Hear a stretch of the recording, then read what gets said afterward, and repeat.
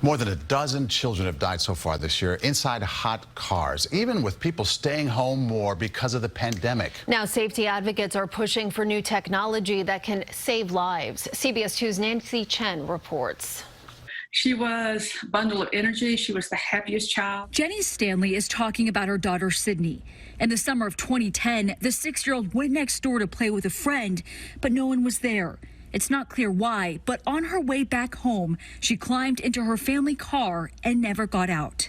With her parents thinking Sydney was at the neighbors, she wasn't found until hours later, and the paramedics were called. So they loaded her in the ambulance and came back in and told us, "We're sorry, there's nothing else we can do for her."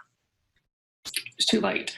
A new study from the group Kids in Cars analyzed hot car deaths since 1990. They found an average of 39 children die every year, but that number has jumped to over 50 during the past 2 years. Most cases happen when a parent forgets a child is in the back seat, often believing they had already dropped off their child at school or daycare. But 26% of deaths are like Sydney's, when a child gets in a car on their own. This one. Some automakers are installing detection systems that can prevent a tragedy on a voluntary basis.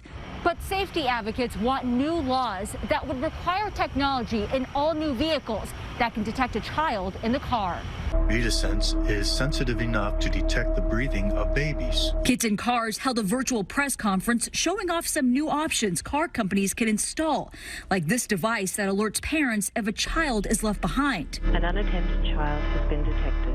And if a child gets into a car, the 3D imaging radar from VIAR can warn parents. It's technology Jenny is pushing for. If I can do anything just to prevent one family from having to go through this. She's hoping Congress will pass legislation forcing automakers to install detection systems that can help prevent another tragedy.